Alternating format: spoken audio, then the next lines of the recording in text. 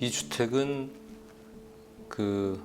원래는 1957년 그때 지어진 주택인데 모 그룹의 이제 회장님이 선대 회장님이 이제 자택으로 사용하셨던 집입니다. 그래서 이제 그 역사가 오래된 집이죠. 양옥집이고 또 추후에 거기 이제 한옥을 또 증축을 이제 하신 그런 집입니다. 그 회장님이 이제 그 손자 되시는 분, 지금은 이제 대표님이신데 그분한테 이제 그 증여를 하신 거고, 근데 사실은 뭐 비어진 상태로 꽤 오랫동안 있다가 그걸 이제 좀 잘 활용을 해보고자 게스트 하우스로 이제 리모델링을 하시는 걸 이제 결정을 하셨어요. 자기 이제 깔끔하게 이제 게스트 하우스로 리모델링을 한다라고 이제 생각을 해서 이제 모던한 어떤 뭐 그런 디자인을 받으셨던 것 같고, 근데 아마 그 뜯는 과정 안에서 그 뜯어지는 거를 보면서 이제 굉장히 심란하셨던 것 같아요. 그래서 일단 공사를 중지시키고 이제 본인도 스스로 좀 생각할 시간이 필요하신 거고, 그런 고민을 하시다가 이제 저희를 찾아오신 거죠. 처음 방문했을 때 느낌은 반만 뜯다만 상태에서의 그 느낌은 처참하게 이를 데 없었고, 그 첫인상은 좋지 않았지만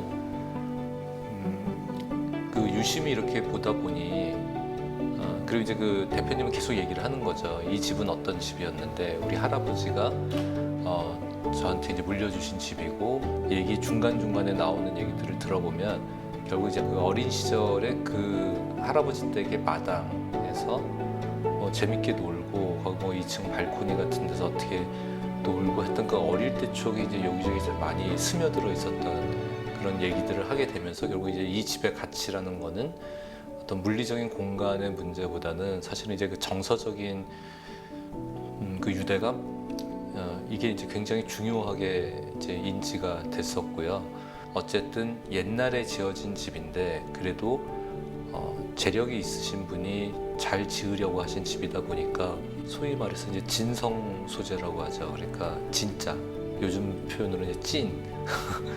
그러니까 나무는 진짜 원목을 쓰고, 돌은 진짜 돌을 쓰고, 철은 정말 철을 쓰고, 그러니까 그 재료의 그 순수한 그 느낌들이 군데군데 많이 남아 있는 거죠. 사실은 굉장히 드문 케이스였기 때문에 저도 이제 그 지점부터 이 집의 가치를 좀 다시 이제 보게 된 계기가 됐었습니다.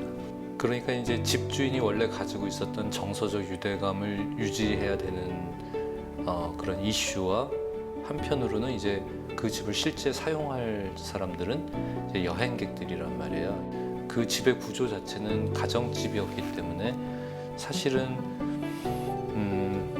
그 어떤 숙박업소로서 가져야 되는 그 각각 개별 방들의 그 프라이버시 또는 그런 부분들이 일반 주택에서 형성되기에는 좀 쉽지 않은 공간 구조를 크게 바꿀 수 있는 상황은 아니었고, 동선을 다시 정리를 해주고, 이제 복도라는 개념이 그 집에 없었던 개념인데 1층에 이제 복도라는 개념을 주면서 이제 그 개별성들을 좀 다 나눠주는 작업들을 했던 게 일단 구조적으로는 좀 중요했던 작업이고요. 그 정서적 유대감은 이 집주인만 가지고 있는 거지만, 그냥 그거를 최대한 살리는 거가 이 사람들한테 굉장히 낯선 풍경이 되겠다. 그래서 뭐 여행이란 게 원래 그렇잖아요. 뭐 이렇게 알고 있던 거를 보려고 하는 게 아니라 결국 이제 낯설음을 자기가 경험하고 거기서 얻는 어떤 감정의 순화나 이런 거를 이제 가져가기 위한 거기 때문에, 그 정서적 유대감의 그 낯설음을 그대로 살리는 쪽으로 이제 정리를 하게 됩니다. 그래서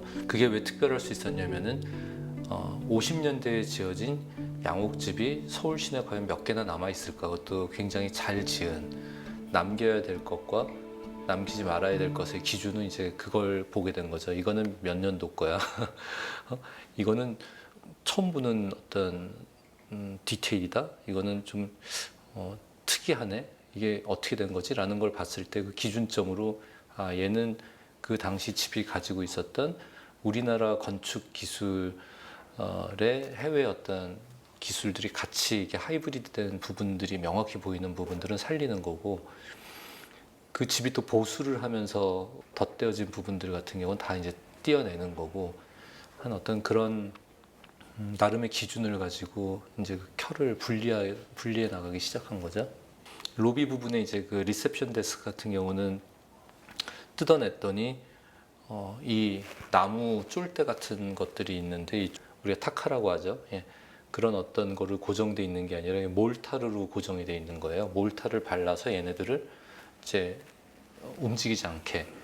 어떻게 보면은 굉장히 무식한 방법이고, 야 이거 진짜 희한하네. 근데 그 몰타르로 해가지고 이렇게 잡아주면은 이 그 수축 팽창 같은 부분에도 훨씬 더 이렇게 안정적으로 정착이 되고 한다는 것을 알게 됐어요. 그래서 그 당시에 어떻게 보면은 어떤 타카라든지 이건 목공용 기구가 없었기 때문에 하나씩 이렇게 다 발라가지고 잡는 그런 매우 그 어떻게 보면은 그 타임 컨수밍한 어떤 그런 작업들이지만 매우 지혜로운 작업이었던 거죠. 그래서 그런 부분들은 제 개인적으로도 매우 좀 놀라운 부분들이고 이거를 그래서 아예 앞에를 다시 유리를 대서 그냥 일반 분들도 이걸 보면은 그게 좀 새로운 경험이겠다. 그게 뭔지 정확히 모르더라도 천장 부분도 원래는 이제 이게 석고보드 같은 거로 쳐져 있었는데 그게 좀 부실해서 그건 뜯어봤더니 이제 안에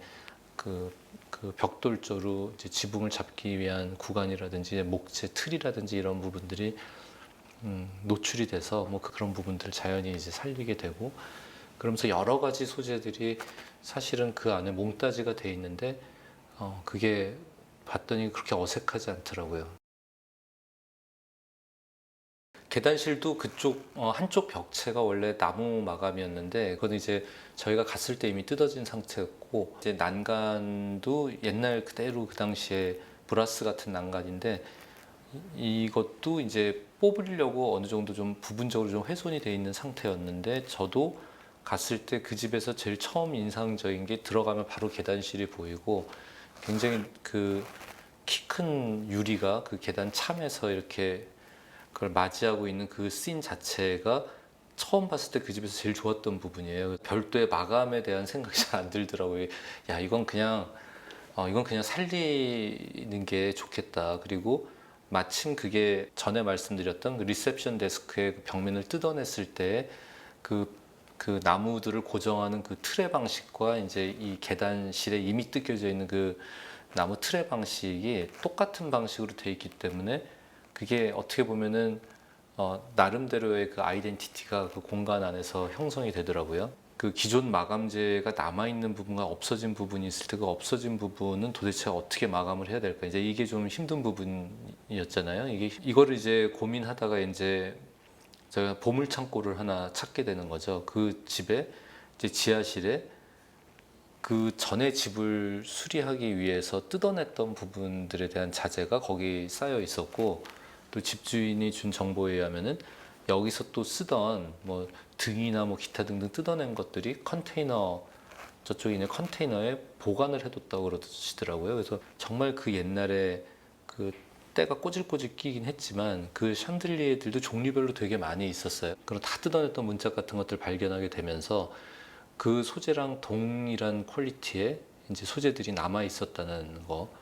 그걸 가지고 이제 잘 깎고 닦고 해가지고는 이제 다시 맞춰가지고 오히려 그 여기서 여기까지를 써야 되는데 나무 그게 요만큼이면은 아예 설계를 변경해서라도 그 재료에 맞추는 거예요. 그래서 그 소재들 거의 100%다 활용을 하게 됩니다.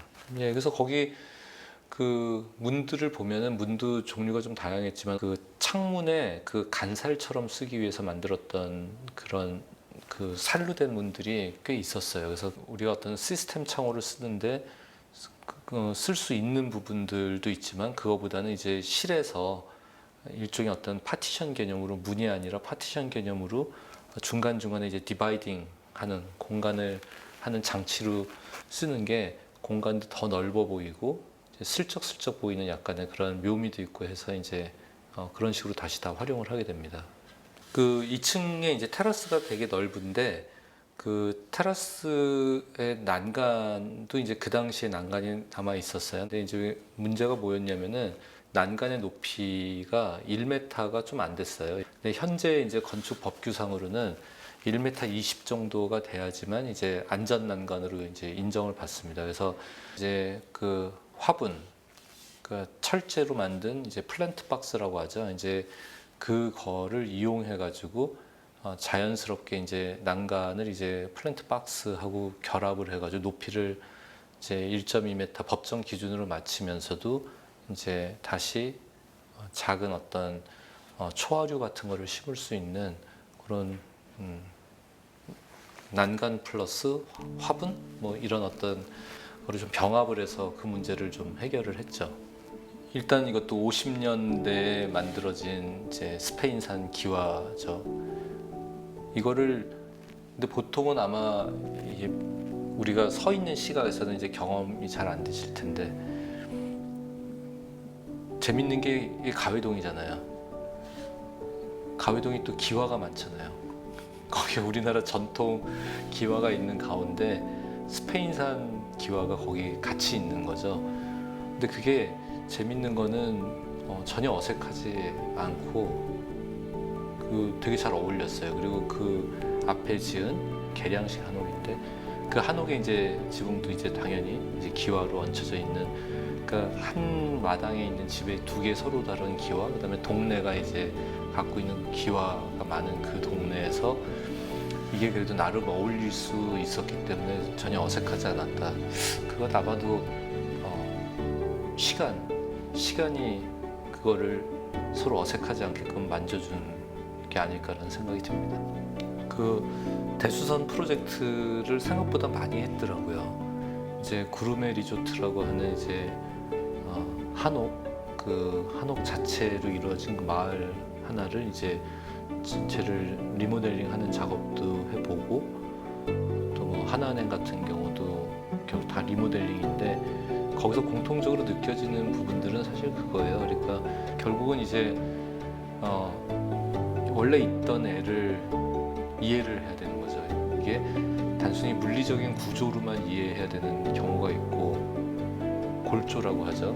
골조라고 뭐 거기에 이제 완전히 새로운 거를 덮어 씌우는 개념도 있을 수 있지만 이제 이거 같은 경우는 그 골조나 이런 거보다 그냥 그 문틀이면 문틀 아니면 뭐 벽체 일부면 일부 그런 어떤 굉장히 마이크로한, 상대적으로 이제 건축이 좀 규모가 크니까 이 마이크로한 세상을 놓고 이걸 엑스레이를 찍듯이 다 이렇게 보면서 때는 약간의 어떤 경험이었냐면은 제가 고고학자가 된 듯한 기분?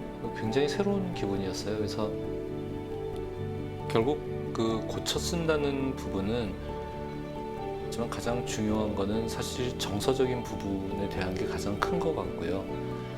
그 다음은 우리가 시사적인 얘기도 할 수가 있죠. 물론 지구 환경, 그 재활용, 업사이클 어떤 그런 부분들처럼 고쳤음으로 해서 이제 더 이상 불필요한 자원의 낭비를 하지 말자라는 그런 사회적인 의미도 당연히 우리가 실천의 덕목에 넣어야 되는 부분임에는 분명하지만 가장 중요한 거는 그게 갖고 있는 가치가 다시는 그걸 대체 불가하다는 걸 본인이 알기 때문에 고쳐 쓰는 거란 말이죠. 그래서 그 고쳐 썼으면 좋겠다라는 느낌이 든다면은 그거는 정말 그 자기 자신의 정서적인 소확행을 위해서라도 절대 후회하지 않는 선택이 되지 않을까 그런 생각을 합니다. 생각해보는 이제 그 집의 가치는 훨씬 달라졌죠. 가장 중요한 거는 이 복닥복닥한 서울 한복판에 어떤 그 마당이 있고 시간을 가지고 있는 그런 굉장히 프라이빗한 공간, 굉장히 좀 내재적인 공간, 개인적인 공간, 근데 방문할 수도 있는 공간이라는 거, 지낼 수도 있고 그런 게 몇이나 될까 뭐 이런 생각도 하기도 하면서 이 땅이라는 게 주는 그 소중함 같은 거 이제 그런 게 좀 다시 느껴지는 거죠. 그래서 그냥 그런 공간이 있다는 것 자체가 굉장한 위안이 아닐까라는 생각이 듭니다. 그래서 우리 모두가 다 그런 공간을 가질 수는 없지만은 그런 자기만의 어떤 아지트 같은 데를 이런 대도시 서울에서 좀 발견하려고 노력하고 좀 가지고 계시면은 소유가 아니더라도 그런 것들이 동네라도 뭐 있을 수 있고 그러니까 그런 부분들을 찾을 수 있다면 너무 좋을 것 같습니다.